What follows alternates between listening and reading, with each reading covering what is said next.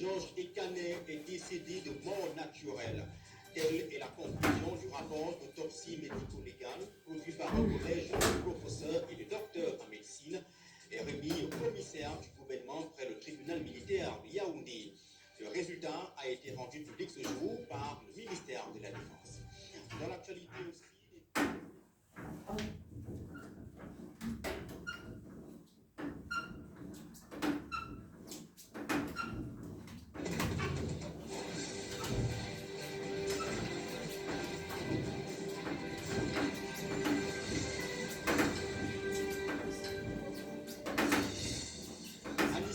Georges Ekané est décédé de mort naturelle.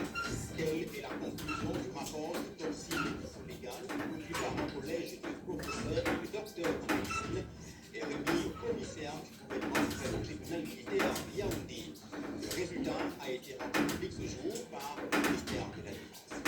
Dans l'actualité aussi, depuis le 1er janvier 2026, au moins 10 femmes ont perdu la vie dans des conditions diverses, violences conjugales ou agressions mortelles, portant ici à 212 le nombre de victimes recensées entre 2023 et 2026 au Cameroun. Des chiffres qui croissent malgré les campagnes contre les féminicides. Pendant que les religieux poursuivent les sensibilisations, les juristes dénoncent l'absence d'une qualification spécifique du féminicide dans le code pénal camerounais pour une meilleure condamnation des contrevenants. Voilà pour le sommaire. Bonsoir à tous et bienvenue au journal d'Equinox Télévision.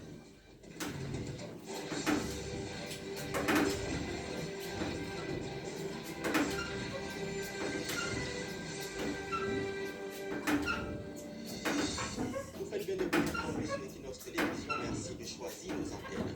À l'ouverture de ce journal, d'abord communiqué radio-presse du ministère de la Défense qui communique à la suite du décès du nommé Ekané Anissé Georges, 74 ans, le 1er décembre 2025 à l'aube au centre médical militaire de la gendarmerie nationale à Yaoundé, ayant vu d'élucider les circonstances réelles de son décès.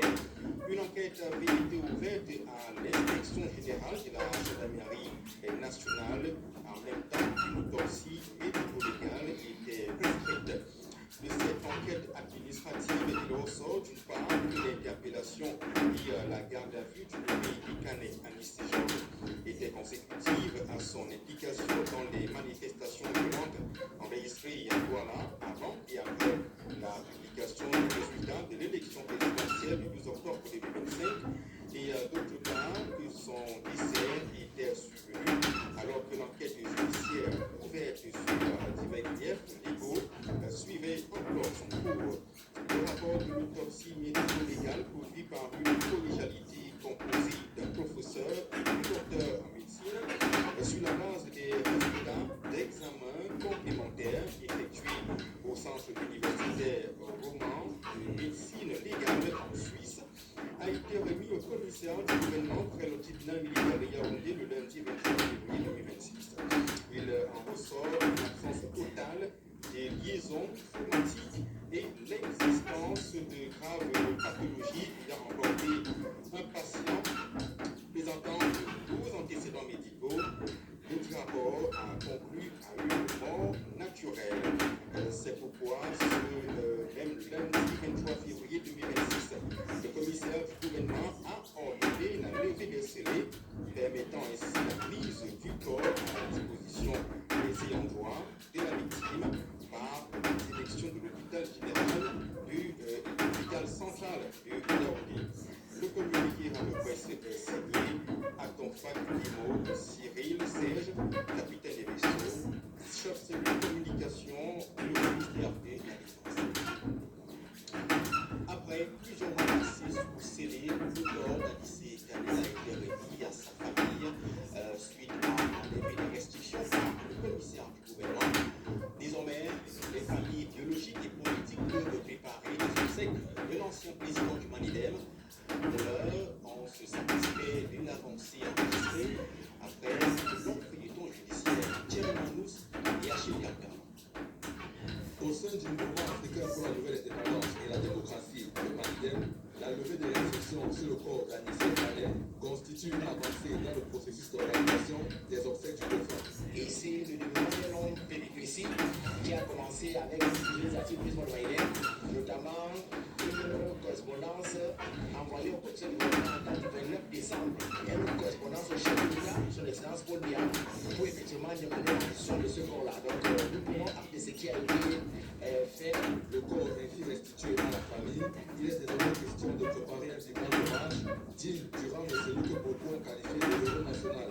Tous les parties prenantes devraient s'impliquer, y compris les Camerounais, pour rendre ce dernier hommage à Anissé Ekane. Aujourd'hui, les discours sont en train d'être pris. Il faut que, dans un premier temps, ce corps soit transféré en un lieu sûr, les Camerounais pourraient dans leur ensemble attribuer au président Ekane Anissé des obsèques dignes. Donc la suite sera communiquée au peuple camerounais et cette suite-là va intégrer l'ensemble des forces politiques, des forces du progrès. Aussi bien au siège du parti qu'au domicile familial du quartier Akwa dans le premier arrondissement de Douala, et il filtre encore de manière complète sur ce qui va se passer dans les prochains jours. Toutes les possibilités ont été mises sur la table. Je crois que le moment venu, le peuple camerounais sera informé du lieu définitif où le camarade Marty sera enterré. Mais voyez que ce n'est pas tant le lieu de l'inhumation qui porte, c'est la portée symbolique que cette inhumation va représenter. Aujourd'hui, quand on parle de martyr, ce n'est pas forcément le lieu qui fait le martyr, mais c'est le symbole qui le représente. Quelques heures après l'arrivée des restrictions sur les restes d'Anissé Ekane, pas encore de grands moments au sein de sa famille biologique. Les personnes que nous avons rencontrées ici sur nos demandes disent qu'elles sont fatiguées après ce non-feuilleton judiciaire du décès de Anissé Ekane. Et donc la famille communiquera plus tard sur ce qui sera fait relativement à ces obsèques. Donc autant dans la famille politique du défunt, on réfléchit sur des organisations des obsèques dignes durant de celui qu'on qualifie désormais de héros national. Pourtant c'est le calme pour le moment dans la famille biologique d'Anissé Ekane. Depuis le siège humanitaire à Akwa, pour Equinox Télévision, chez Romanos, Achille Kappa. C'est un nom de titre sur la longue liste des féminicides qui endeuillent les familles camerounaises. À Douala, au quartier CCC, Tigler, 40 ans, épouse et mère de 3 enfants, a été tuée par son mari, fatiguée des violences répétées et de l'irresponsabilité de son conjoint. Elle avait quitté le domicile conjugal à son insu, espérant offrir à ses enfants un peu de stabilité et de retrouver la paix. Mais 2 mois plus tard, cette quête de tranquillité s'est achevée dans le sang. Le retour sur les faits avec Robert Boukoubé, j'irai sur le pas. Restez bien de peu. Au lieu dit CCC Liberté, dans la commune de la 3e, le nom de Manimbam Tekle, 40 ans, résonne désormais comme celui d'une vie totalement arrachée. Devant la porte du studio qu'elle louait depuis fin décembre où fuient les violences conjugales, la porte reste close. Au sol, sa babouche et les chaussures de son fils aîné. D'être silencieuse au quotidien interrompu. La voisine présente est encore sous le choc. Hier matin, elle était là, elle a mené la musique religieuse. Elle a fait le ménage chez elle, la lessive également. Après, j'ai encore retourné, je suis sortie. Ça a de travail, je reviens, c'est le matin qu'on annonce sa disparition. Plus tard, dans la journée du 23 février, alors que Dame Tekle tendait aux côtés de sa petite sœur, le mari surgit, la machette s'abat d'abord sur la cadette, blessée au dos. Perfusée, lorsque nous la rencontrons, elle retrace les premières minutes de l'attaque. Il a surgi comme ça, on était surpris de le voir net devant nous. On n'a pas vu à distance. Il venait là avec son ami, un certain Paco. Dès qu'il m'appelle par mon nom fort, il me tend la main. J'hésite. Il m'appelle encore, la main tendue, il m'attrape la salue. Quand il lâche dans ma main, c'est où il envoie sa main sur où il avait caché son arme. C'est où il me découvre là. Machette, limé des 2 côtés bien sûr. Il contourne là, puisqu'il était là, il contourne la table pour vouloir assommer le deuxième coup. Puisque quand ma soeur a vu ça, elle a paniqué. Quand il soulève la machette pour lancer le deuxième coup, je prends ma chaise dont ma soeur était assise, je cherche à bloquer, je dis à ma soeur, fuis. C'est où elle s'est mise à fuir. Comme il avait là soulevé la machette, il ne me lance plus sur moi. Il a poursuivi. Mani prend la fuite et cherche refuge dans une école privée voisine. C'est là que l'irréparable est commis. À l'entrée de l'établissement ce mardi, du sel est répandu, symbole de purification. Les points ont repris, mais l'endroit porte encore la marque du drame. Près du parking où elle vendait de la lingerie, une vendeuse témoin de la scène décrit la panique et la violence. Elle a couru, elle a fui de toutes ses forces. Oh, sauvez-moi, oh, sauvez-moi. On ne sait pas ce qui s'est passé, s'il y avait quelque chose de mystique qui a fait en sorte qu'il n'y avait personne en prière. Oh, cette route est toujours remplie de personnes, de garçons. On ne comprend pas comment on n'a pas pu la sauver. Le présumé auteur, Zodari Godin, la cinquantaine, a été conduit à la brigade territoriale de Logbaba et le temps de la défunte gardé à la morgue de l'hôpital de district de Logbaba. La famille, elle, réclame justice et sécurité. Pendant même sa grossesse, il n'a jamais pris part de cette grossesse. Elle était toujours souffrante. Où est la ministre de la famille? Vous appelez le quoi là? Où est-elle? Et qu'est-ce qu'elle fait tous les jours de crime? Tous les jours, ce sont des hommes qui tuent les femmes. Aucun jour ne peut passer sans qu'on entende que quelqu'un n'a tué sa femme. Mani Bamtekler laisse 3 garçons de 2, 7 et 19 ans. Derrière les codes, le sel et les portes fermées, une question d'émeute. Combien de femmes devront encore fuir pour simplement espérer vivre? Malgré la multiplication des campagnes de sensibilisation contre les féminicides, le phénomène continue de gagner du temps. Une persistance qui s'explique, selon plusieurs spécialistes, par un contexte socio-culturel profondément ancré, un manque de suivi psychologique des victimes et des auteurs de violences, ainsi qu'une impunité jugée préoccupante. Des juristes dénoncent notamment l'absence d'une qualification spécifique du féminicide dans le code pénal camerounais. Steve Eboulé, Innocent Vega et Claude Jassina. 212 cas de féminicide enregistrés au Cameroun entre 2023 et 2026. Un chiffre alarmant qui met en lumière un phénomène en constante progression. Quand il y a un cas qui est même avéré, on constate que ça fait l'objet d'un tollé et puis ça s'exprime. Les mesures dissuasives derrière, généralement, ne sont pas efficaces. Des violences conjugales qui s'inscrivent souvent dans un contexte socio-culturel profondément enraciné. Dans une culture, on interdit à la femme de s'exprimer. Et du coup, si peut-être une femme veut s'exprimer, un homme voit son acte comme si elle voulait prendre le devant. Sur le plan juridique, la situation soulève également des interrogations. Dans le code pénal camerounais, il n'y a pas assez de dispositions qui protègent la femme victime de violence. Nous avons plusieurs infractions, les blessures simples, les blessures graves, le meurtre, l'assassinat, les coups mortels. Mais nous n'avons que l'article 338 du code pénal qui parle des violences sur femmes enceintes. Dans notre code pénal ne protège pas particulièrement la femme qui est le sexe naturellement. Face à cette réalité, les appels se multiplient en faveur de l'adoption de mesures strictes et rigoureuses pour inverser la tendance. Il faut davantage les spécialistes de la santé mentale qui seront là pour encadrer les populations cibles et participer à l'adoption de ce phénomène. Il y a lieu de créer des espaces d'éducation et d'écoute pour les femmes. Il faudrait que le magistrat qui a un cas de féminicide qui lui est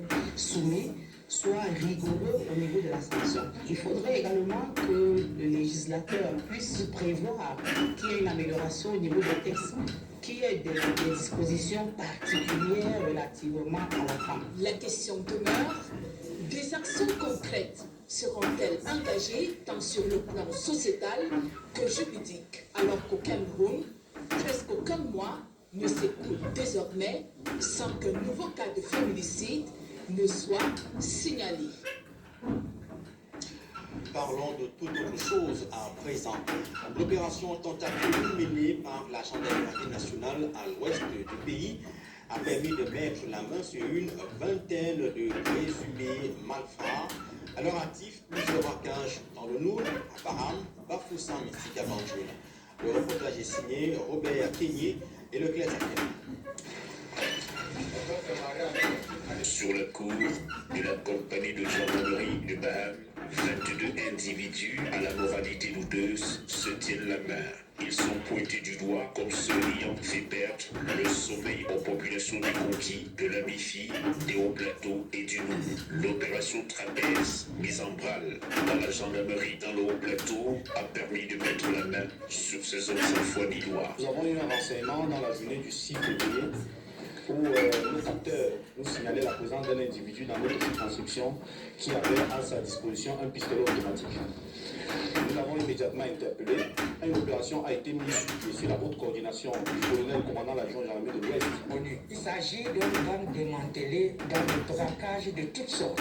Braquage de véhicules, braquage de personnes, braquage des structures économiques.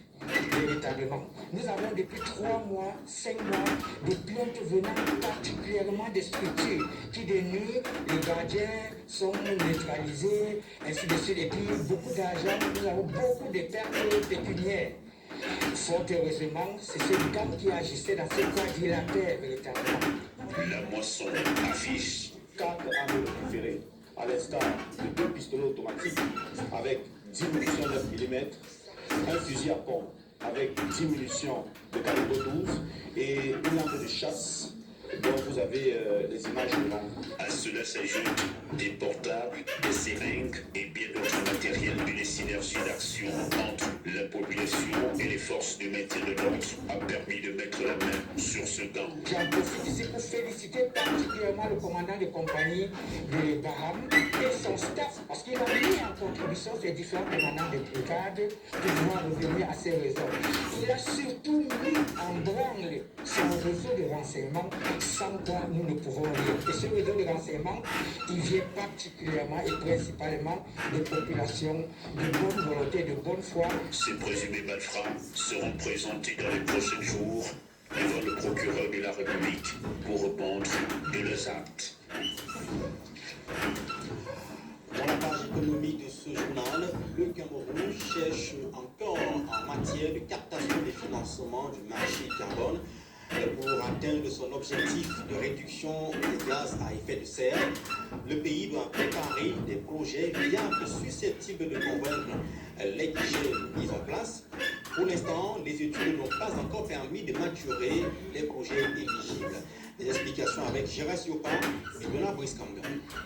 Éviter de produire des gaz à effet de serre ou alors les séquestrer et obtenir de l'argent. Voilà la formule du marché carbone. Or, pour limiter la production du CO2 ou les extraits de l'atmosphère, ça demande de nouvelles technologies, de nouvelles pratiques dans divers secteurs, agriculture, transport ou industrie.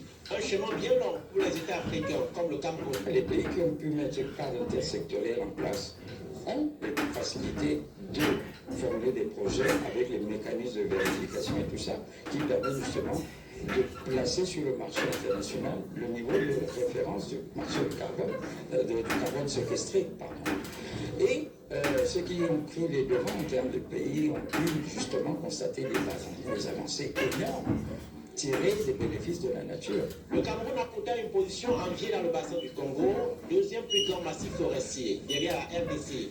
De quoi absorber de bonnes quantités de gaz à effet de serre. Pour le pays, l'accès au guichet du marché carbone, mécanisme de captation des financements issus de l'accord de Paris, servirait à restaurer ces 12 millions de terres dégradées par le déboisement, le surpâturage ou l'urbanisation. Et la tonne de carbone séquestrée par un paysage dégradé est souvent plus chère que la tonne de carbone issue d'une forêt naturelle. Et une fois que ces espaces sont restaurés, cela ramène la vie, il y a le retour de la faune, de la flore, des ressources hydriques et des populations qui éventuellement avaient été parties de devenir, dont les enjeux sont incommensurables. En 2015, le Cameroun s'est engagé à réduire ses émissions de gaz à effet de serre de l'ordre de 32% d'ici 2035. Cette rencontre initiée par le Programme des Nations Unies pour le développement verra la validation du cadre national de préparation au marché carbone. Après cette étape technique, le gouvernement devra valider le document à son tour, avant la soumission des projets à financer au bailleur de fonds. Fin de la première partie de ce journal, la seconde est consacrée à notre série de grands reportages.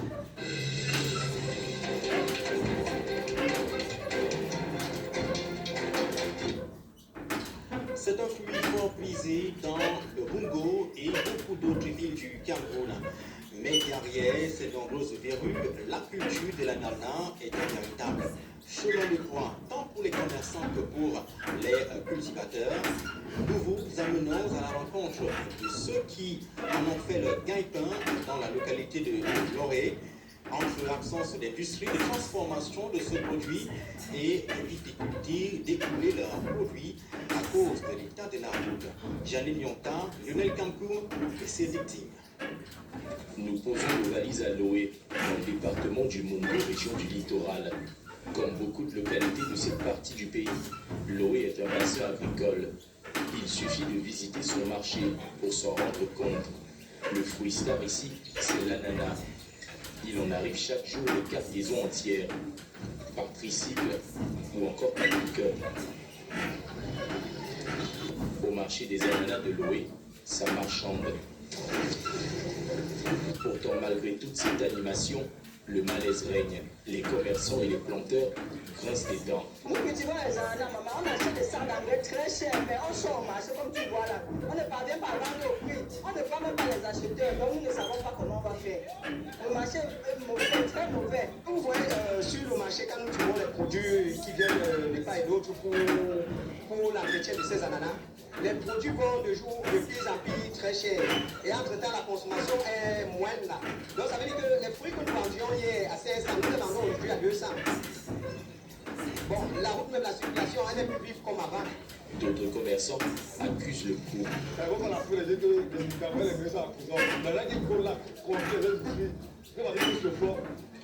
Les plantés souffrent. Et quand les industries avaient l'argent qui vole là, qui devaient mettre en prison, mettez-les dehors.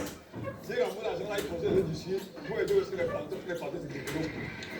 Nous avons décidé d'aller à la source du problème. Cap sur une ananaie à l'intérieur même de Loé. La route ne nous fait pas de cadeaux. Sur notre chemin, des engins en deux roues, eux aussi mis au piège.